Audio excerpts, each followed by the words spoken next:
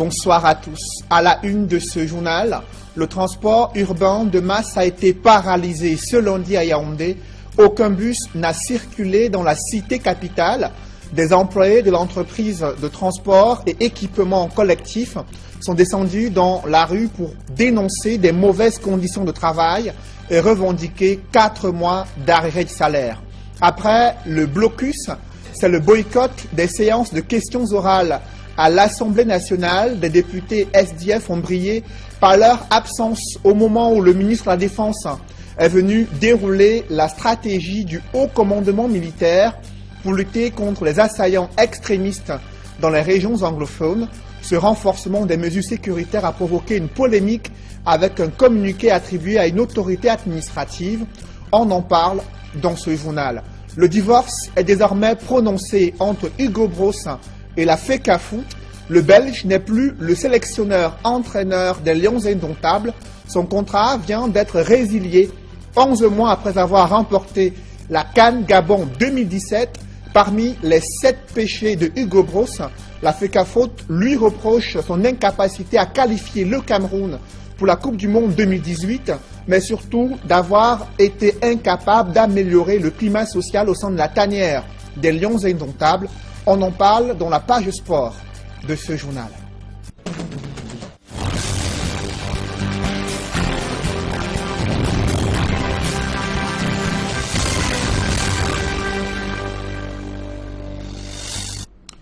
Merci de suivre cette édition complète de l'information sur Equinox Télévision. D'abord, cette famille inconsolable depuis la disparition de leur petite fille au sortir d'une école maternelle située dans une banlieue de la ville de Douala. Abigail, 3 ans, n'est pas rentrée chez elle depuis près de 6 jours et l'école est incapable d'indiquer l'identité de la personne qui est venue la chercher au sortir de l'école. Un avis de recherche a été lancé. Il est resté infructueux depuis près d'une semaine. La famille est inconsolable et a manifesté ce matin devant l'école maternelle. Les responsables de l'école estiment qu'il n'y a pas eu négligence. Des interrogations fusent au sujet de cet enlèvement qui se multiplie dans la cité économique du Cameroun. Des précisions avec Innocent Abega et Julienne Berthe-Bissaye. C'est depuis le 29 novembre 2017 que cette dame a perdu le sommeil. Et il faut bien la comprendre. Cela fait 6 jours que la petite Abigail, élève à l'école privée laïque Les Vainqueurs, est introuvable. Sa génitrice explique. Mercredi matin, dès que je suis venue laisser l'enfant, en attendant, je sais que l'enfant sort souvent dans l'après-midi, donc vers midi. À midi, à l'heure, je suis arrivée et j'ai trouvé que la maîtresse même n'était plus là. La maîtresse était à rentrer parce que l'enfant fait la Nézuan. Je me renseigne dans l'établissement, on me dit qu'on a mis des enfants de cette salle de classe dans la salle voisine. On a laissé l'enfant chez la collègue. Je m'en vais donc chercher l'enfant dans sa salle de classe, je ne trouve pas l'enfant. Je me renseigne, je dis mais la maîtresse même de cette salle de classe est où? Je vois plutôt une autre dame là. Je lui demande, elle me dit qu'elle ne sait pas de quel enfant dont je parle. Je quitte, je m'en vais voir le directeur, je dis au directeur, le grand enseignant qui était là. Je les informe, je leur dis que l'enfant n'est pas là. Vous me dites que l'enfant doit être quelque part. Je dis mais comment un enfant de 2 ans et demi peut sortir? Vous me dites que l'enfant est en route. Mais il se comporte comme si je le dérangeais. Le responsable de l'école mis en cause est plutôt dans une autre version des faits. La maîtresse l'a laissé en charge de son aîné de classe fort. D'aucuns parlent de négligence. Mais est-ce qu'on peut parler de négligence en fait pour un enfant qui, de temps en temps, rentre avec son aîné de classe fort? Moi, je pense que c'est assez suspect et surprenant. Plus qu'une simple disparition, le récit du directeur ne fait plus planer aucun doute qu'il s'agit d'un enlèvement. Le lendemain, de vendredi, très tôt le matin, je reçois un coup de fil mystérieux, un monsieur qui me dit qu'il détient l'enfant, un anglophone. Il me dit qu'il détient l'enfant et qu'il est chauffeur de taxi. Il me dit, vous allez me reverser une somme 10 000 francs dans son compte mobile money. Innocemment, nous avons envoyé les 10 000 francs. Quoi qu'il en soit, et comme on peut bien le constater, il s'agit d'une affaire de négligence de la part des enseignants. Dans le reste de l'actualité, je vous le disais en titre, aucun bus n'a circulé dans la cité capitale. Le transport urbain de masse a été paralysé ce lundi à Yaoundé et pour cause, des employés de la société de transport et équipement collectif ont décidé de ne pas conduire ces bus. Ils sont sortis dans les rues pour dénoncer des mauvaises conditions de travail. Ils cumulent près de 4 mois d'arrêt de salaire, un an seulement après la mise en exploitation de cette entreprise. Et le climat social n'est pas prêt de s'améliorer de sitôt. Des précisions avec Emmanuel Diop et Marcelin Gansap. Nous sommes là, on ne peut pas payer la maison, on ne peut pas manger et on est en train de nous mettre dehors parce qu'on ne peut pas payer le loyer. Regardez mes habits, je ne peux pas laver. Un lundi matin, je suis au travail. C'est inadmissible. La mine grave. Les employés de la société de transport et équipement collectif de Yaoundé crient leur colère. Depuis 4 mois, ils sont sans salaire. Il y a de l'argent qui entre. Nous avons des entrées. Mais on évoque des problèmes qui n'ont pas de sens. Les véhicules sont assurés. Mais quand vous faites un accident, on vous impute l'accident. Un véhicule vous percute, on vous impute la percussion. Et ce sont des familles qui en souffrent. 4 mois de salaire, ça veut dire quoi? Au milieu des grévistes, des employés qui ont été licenciés sans raison et qui sont également venus revendiquer le paiement de leur salaire. Parce que moi, je travaillais auparavant ici. Un matin, on arrive, on dit qu'on a affiché, on ne peut plus entrer à la base. Sans nos salaires, je suis venu chercher mon salaire aujourd'hui. Quand je suis venu ici pour faire, on me dit que mon salaire c'est 30 000. Quand j'ai revendiqué que non, ce n'est pas ça, on me dit que c'est 63 000. Je dis qu'on me donne alors les 63 000, on me dit que revient le 30. Le 30, on dit le 1er, aujourd'hui on dit le 8. C'est 4 mois déjà. Les grévistes sont d'autant plus courroucés que leur employeur n'aurait respecté aucun des engagements pris lors du lancement des activités de la STECI dans la capitale. Avec les petits collègues qu'on a même demandé, quand on a commencé au début, ils ont dit qu'ils n'ont pas confiance en nous pour nous donner l'argent là. On vient au travail chaque jour ici, chaque matin on sort à 4 à la maison pour payer le taxi pour venir ici. On a agressé nos frères ici, ils sont venus ici avec le machette coupé. Et l'autre a fait même accident ici devant nous, ici, quand il voulait entrer la moto, il a cassé le pied. Il est à l'hôpital aujourd'hui depuis 6 mois, on a abandonné à l'hôpital. C'est nous qui fait le cotisation.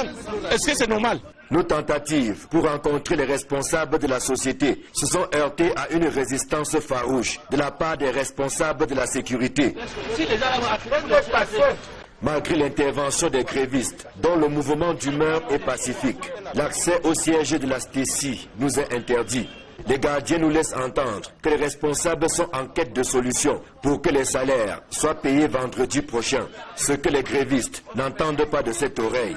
Lorsque nous quittions les lieux, le portail était toujours fermé et aucun bus n'avait bougé, comme c'est habituellement le cas dès 5 heures du matin. Né des cendres de la défunte société de bus, la nouvelle société n'aura finalement vécu que quelques mois avant de connaître ses premiers soubresauts. Des employés réclament des arrêts de salaire et de meilleures conditions de travail. Et sont bien évidemment les populations qui payent un lourd tribut du fait de l'absence d'un système fiable de transport urbain de masse à Yaoundé.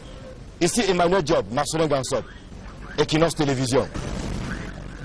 Restons à Yaoundé où l'Assemblée nationale est prise dans l'étau entre blocus et boycott du SDF. Ces députés de l'opposition ont brillé par leur absence au moment où des questions orales ont été adressées au gouvernement. Et parmi les ministres présents à l'hémicycle de Ngouaekele, le ministre de la Défense a déroulé la stratégie du haut commandement militaire pour protéger davantage les populations et préserver l'intégrité du territoire dans les régions anglophones.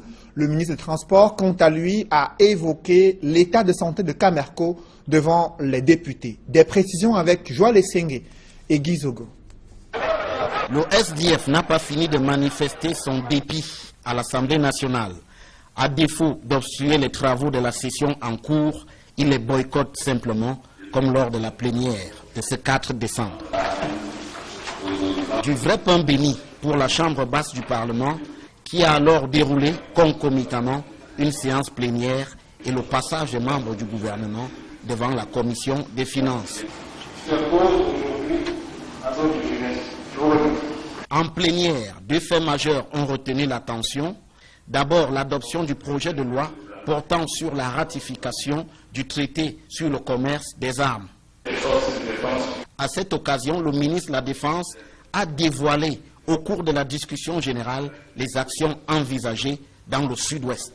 Dans les jours qui suivent, vous verrez de vos yeux comment ce dispositif se met en place, aussi bien pour ce qui est de la gendarmerie, pour sécuriser les armes, et qui sont permettre d'avoir des installations à la dimension et à la hauteur des menaces et des périls qui nous viennent de sécurité. Et ceci va concerner la gendarmerie, mais également les autres composantes de forces de défense et de sécurité. Ensuite, le projet de loi relatif à la ratification de l'accord sur le transport aérien entre le Cameroun et l'Arabie Saoudite a donné la possibilité au ministre des Transports d'évoquer l'état de santé de Camerco. La Camerco se porte bien, le redressement est en cours, sauf que la priorité a été donnée aux dessertes domestiques et régionales. C'est donc après que la Camerco va envisager de se redéployer vers les dessertes intercontinentales. Désormais, c'est donc au pas de course que les travaux de la session de novembre se déroulent avec le passage des ministres devant la commission des finances. Mais le SDF, lui, n'a pas dit son dernier mot et pourrait réserver encore bien des surprises. C'est une polémique qui peine à s'estomper au sujet d'un communiqué attribué au préfet de la Magnou dans la région du sud-ouest, dans lequel somment les populations de déserter leurs propres maisons pour permettre une contre-offensive des forces de sécurité dans le chaudron de la crise anglophone. Les contrevenants à ces mesures pourraient être considérés comme des sécessionnistes. Ces propos attribués à l'autorité administrative ont suscité un tollé d'indignation à tel point que le gouverneur du Sud-Ouest est monté au créneau pour démentir ces allégations et rassurer les populations sur le renforcement des mesures de sécurité visant à garantir leur protection dans leurs localités respectives. Décryptage avec Donald Brice Kamgan dans ce reportage. Tout part de ce communiqué publié vendredi par le préfet du département de la Magnou. Dans ce document, Joseph Oumde ordonne aux populations de 16 villages repartis dans 3 arrondissements de son unité administrative de libérer la zone de résidence.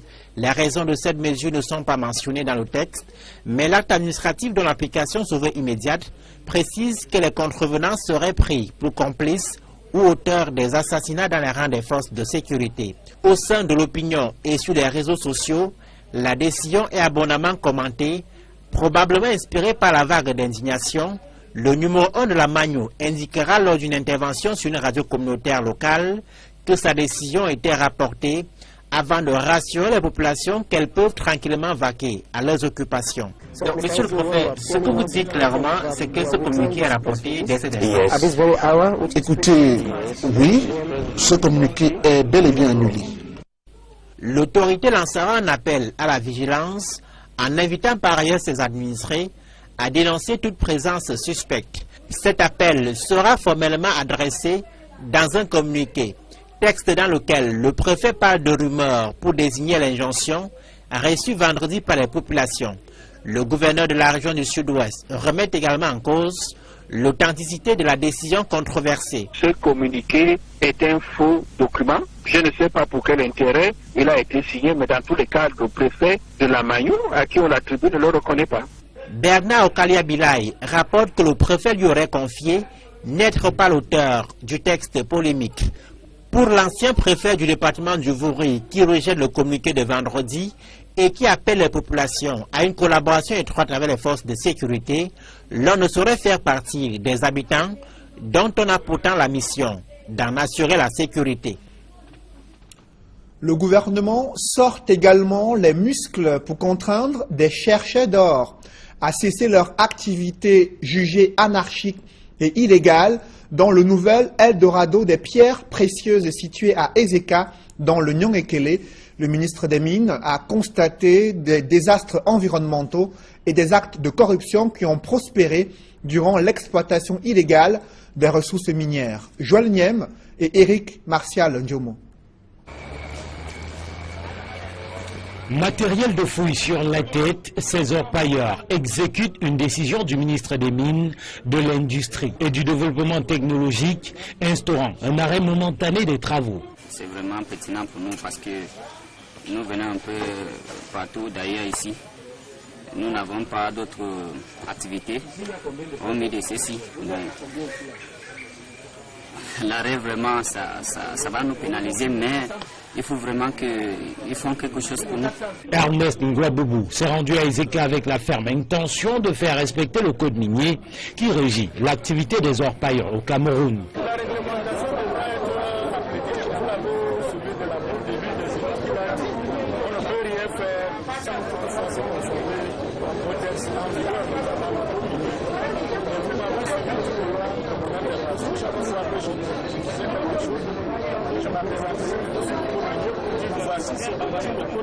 Les 3 sites visités sur les 7 que compte la ville d'Ezeka ont donné à voir un spectacle désolant du fait de l'anarchie qui caractérisait jusque-là les fouilles. Le ministre appelle à un respect de l'environnement et des administrations qui interagissent dans ce secteur pour éviter un scandale. Quand le délégué de l'environnement arrive, il vous dit que vous entrez de détruire la nature et ne nous dérange pas comme chez une femme. Vous trouvez que c'est normal? Si vous autres, on va faire ça dans votre village, vous serez contents, n'est-ce pas? Vous venez faire dans mon village. Vous allez arrêter d'abord pendant au moins 1 heure ou 2 heures. Cette descente du ministre a permis de mettre à nu certains abus de ses collaborateurs qui délivrent aux orpailleurs des documents jugés frauduleux. C'est le ministre qui a délivré. Donnez au ministre. C'est moi qui ai délivré cette carte-là. Hein? Le délégué départemental a juste fait ça pour essayer de vous couvrir, ce n'est même pas. Dans une séance de questions-réponses réunissant les élites, les autorités traditionnelles et administratives, le ministre des Mines a répondu aux préoccupations des uns et des autres. Les orpailleurs ont repris leurs activités quelques heures après. Près de 750 au total dans la ville d'Ezeka.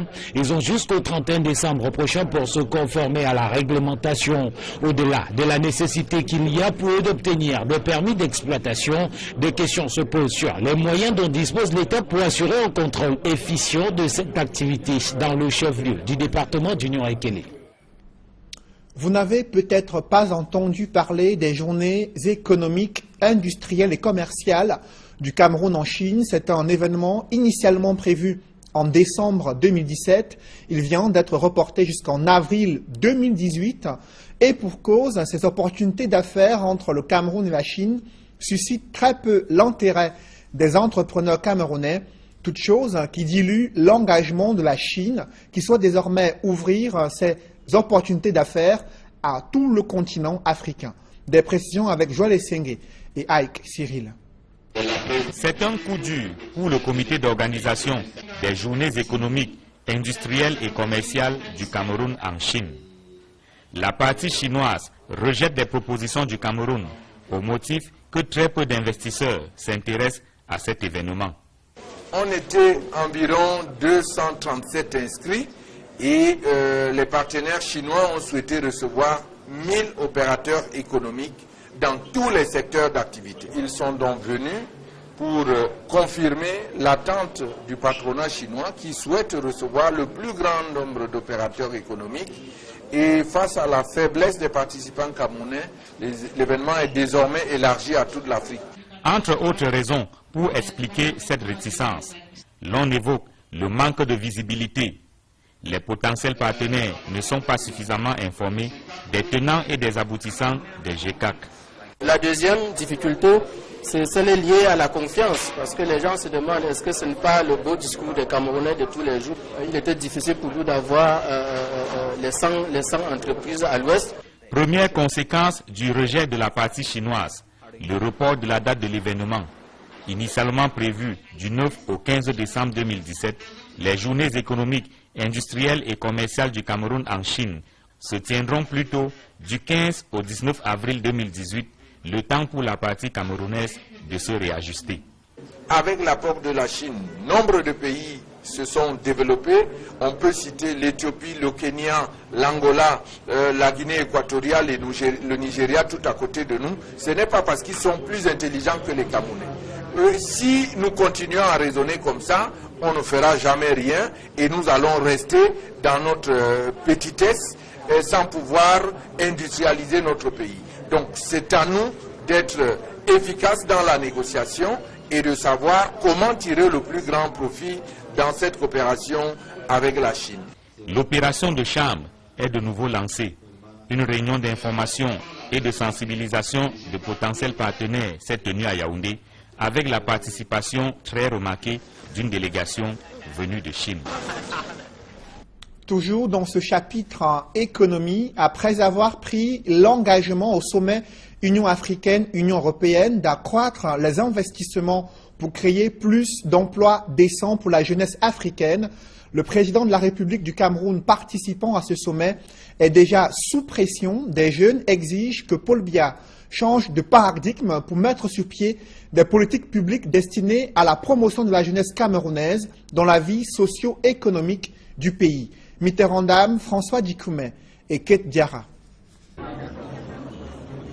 Le 5e sommet Afrique-Union européenne, qui s'est refermé jeudi dernier à Abidjan, aura été un sommet riche en résolutions, qui portent pour la plupart sur l'investissement dans la jeunesse pour un avenir durable. Au cours de ce sommet, il a été recommandé aux dirigeants de l'Union africaine et de l'Union européenne d'investir dans le développement à long terme, en donnant la priorité à l'éducation, à l'emploi et l'émancipation des jeunes. Une mission qui, selon des jeunes étudiants rencontrés dans les rues de Douala, serait bien compliquée au regard de la réalité camerounaise de confiscation des postes clés et de la valorisation du népotisme. Notre c'est un problème de mentalité. Il faut qu'on change les mentalités de certaines personnes.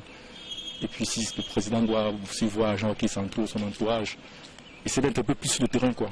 Voir comment si ces musiques-là qui demandent d'appliquer sont effectives sur le terrain. Ils sont nombreux à avoir reçu une formation et des diplômes, mais pour joindre les deux bouts, ils sont parfois amenés à verser dans des activités qu'eux-mêmes considèrent de seconde zone. Vous voyez, dans la rue, nous sommes là, nous sommes tous diplômés à l'université et nous sommes là errer là parce qu'on veut chercher du quotidien. Quand ça donne pas, si on a en tête de talent d'aventure parce qu'on pense qu'à l'Occident c'est mieux. Qu'est-ce qui se passe après le bac? Il n'y a plus rien, on ne sait pas comment s'en sortir. On est obligé de tomber dans le secteur informel, la moto, le basking. Le taux de chômage est très élevé au Cameroun. Les jeunes diplômés que nous sommes obligés de faire les sous-métiers pour pouvoir s'en sortir, payer la location. Pour ces jeunes diplômés et débrouillards comme ils se qualifient des fois, le principe est simple. L'État doit créer une adéquation entre la formation et l'emploi et mieux que cela, créer de nombreux emplois pour les jeunes qu'ils sont. On a une formation sans déboucher. Il faut faire un parcours à l'université, mais après, à la fin de son parcours, il ne va pas où aller. Du coup, il est tenté de sortir. Nous sommes beaucoup plus formés et au niveau de l'embauche, on n'a pas d'emploi. Donc l'État devait se concentrer sur la création d'emplois. Ce que les dirigeants africains devraient faire, c'est quoi? C'est faciliter l'accès à l'emploi pour les jeunes, créer par exemple plus d'entreprises, promouvoir l'esprit entrepreneurial des jeunes à travers le financement de leurs projets. Ce sont donc des jeunes déterminés à réussir de l'intérieur que nous avons rencontrés. Des jeunes pour qui l'auto-emploi lui-même est parsemé de difficultés. Quand on demande aux gens de créer des emplois, ce n'est pas facile. Parce que déjà, l'impôt libératoire, des gens ne peuvent pas les laisser et gérer le personnel. Ils attendent tous désormais la mise en application des résolutions d'Abidjan. Une autre couche sociale victime de marginalisation et stigmatisation, ce sont des personnes handicapées résidant à l'extrême nord du Cameroun. Elles sont rejetées par la famille, d'autres crient leur ras-le-bol par rapport à l'inexistence des véritables structures d'encadrement de ces personnes vulnérables dans le septentrion. C'est un reportage signé Amadou Daïrou et Gladys Sidier. Dans la région de l'extrême nord, les personnes handicapées représentent environ 10% de la population. Ces personnes à mobilité réduite souffrent d'un rejet quasi général. Elles sont stigmatisées et très souvent mises à l'écart par leur propre famille. Dans la ville de Maroua, l'on déplore le manque de structures d'encadrement pour personnes handicapées. Ces dernières ont le sentiment d'avoir été volontairement écartées de la vie sociale. Nous, les personnes handicapées au niveau de la région de l'extrême nord, nous avons vécu des choses très horribles. On peut être handicapé ou même par la faute des maladies, on peut devenir handicapé. Notre problème, c'est que nous sommes désagréablement déçus parce que nous ne sommes pas trop imprégnés dans les choses qui nous concernent. Tout est pour nous, sans nous. Les personnes handicapées vivant dans la région de l'extrême nord dénoncent le comportement des autorités qui prônent, selon elles, leur exclusion de la société. Les initiatives qu'elles entreprennent ne bénéficient pas de l'accompagnement des autorités compétentes, encore moins de leur ministère de tutelle. Cela me touche beaucoup. Une journée dédiée à nous, les personnes âgées, si le gouvernement vient se présenter, fait avec les personnes handicapées, ça va donner l'envie aux personnes handicapées. Chaque fois qu'ils envoient des représentants, ce n'est pas normal. Il faut qu'eux-mêmes se déplacent vers nous pour voir ce que nous faisons, ce que nous pouvons faire. On aurait souhaité que notre père soit avec nous, associé aux autres. Mais là, bon, malheureusement, ni le gouverneur, ni le préfet, ni les sous-préfets, ni même les maires, rien. Ce n'est pas l'inclusion sociale que la délégation prône, mais c'est plutôt l'exclusion sociale. Pour améliorer leurs conditions de vie, les handicapés sont obligés de se tourner vers les structures qui mettent à leur disposition divers services dans les domaines de la santé, de l'éducation et bien d'autres. Je vous le disais en titre, le divorce est prononcé entre Hugo Broos et la FECAFOOT. Le Belge n'est plus le sélectionneur-entraîneur des Lions Indomptables, selon un document attribué au comité de normalisation de la FECAFOOT. Son contrat vient d'être résilié 11 mois après avoir remporté la CAN Gabon 2017. Et parmi ces 7 péchés, la FECAFOOT lui reproche son incapacité à qualifier le Cameroun pour la Coupe du Monde Russie 2018, ces déclarations fracassantes ayant terni l'image du Cameroun et surtout son échec dans l'amélioration du climat social dans la tanière des Lions Indomptables. Des précisions avec Emos Wongo et Nana Paul Sabin.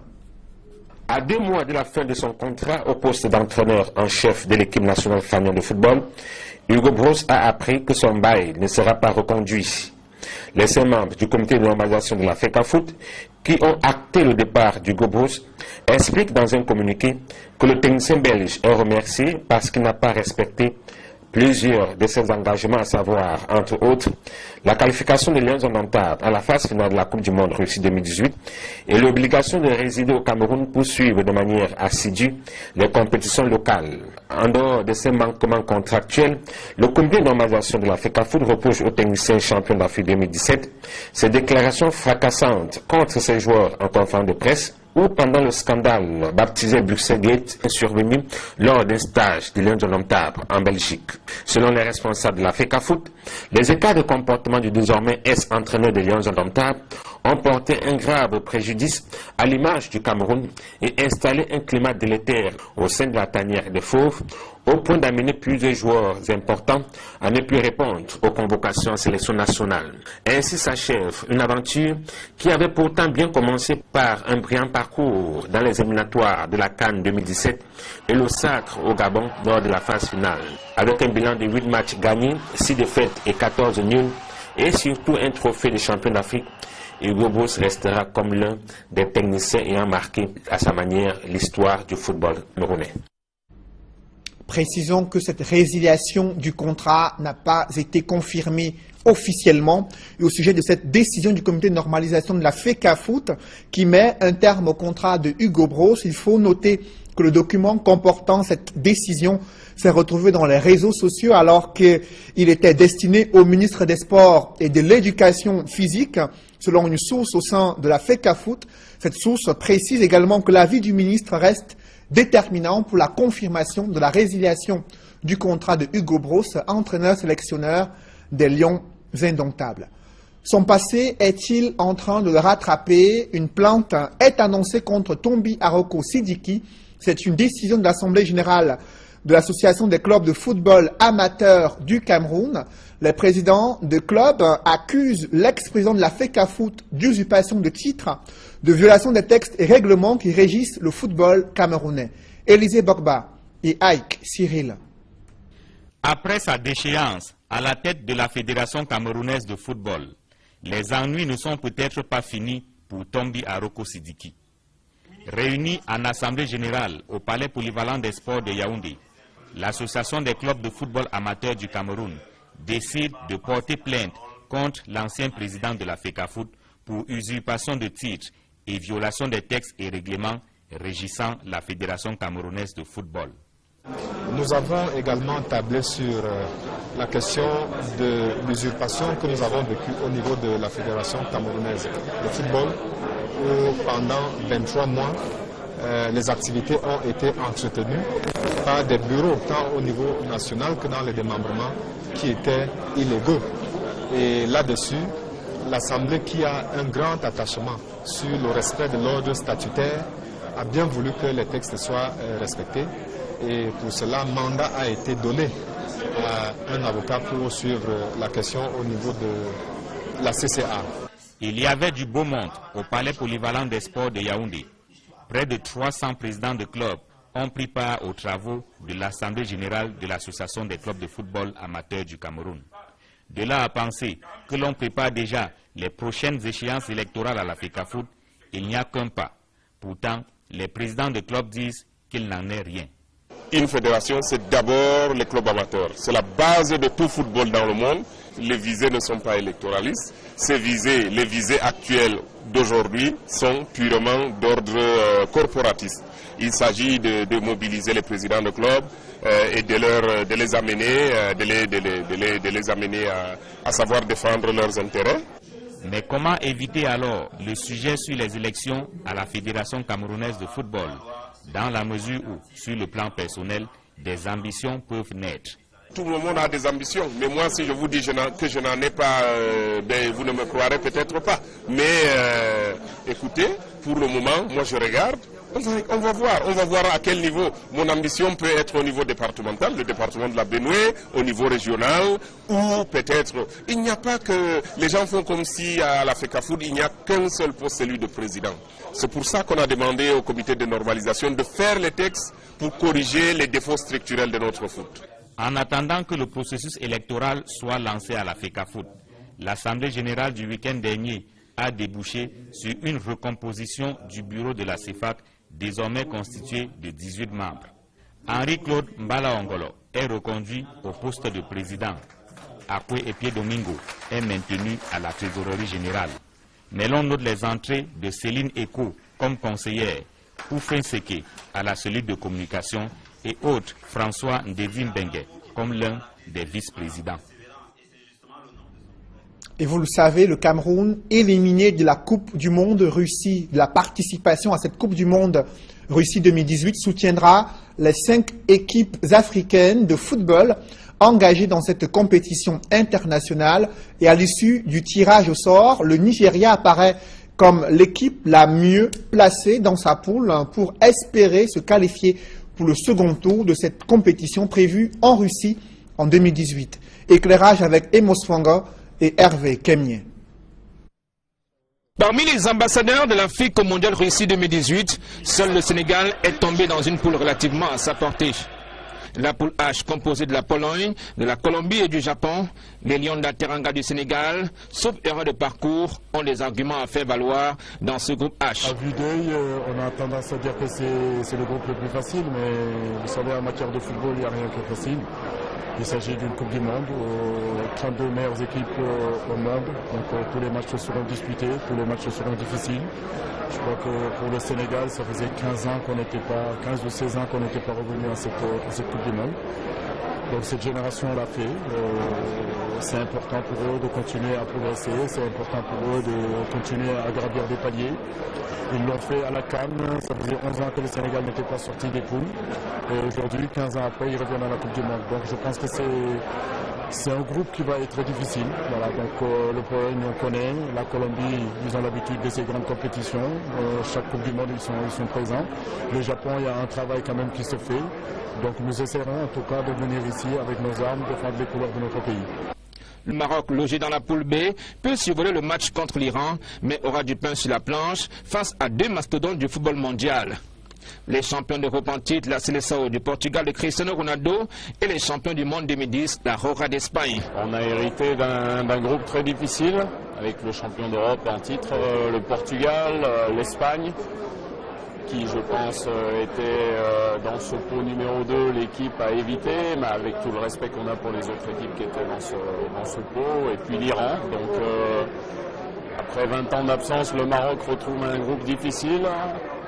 Maintenant, on sait qu'une Coupe du Monde, c'est le très haut niveau, donc il faudra être prêt même contre des équipes très fortes. Le Nigeria logé dans la poule D peut surfer sur son expérience de la haute compétition pour faire taire l'ego de l'Argentine et de la Croatie et mieux négocier un passage pour le second tour en surclassant l'Islande.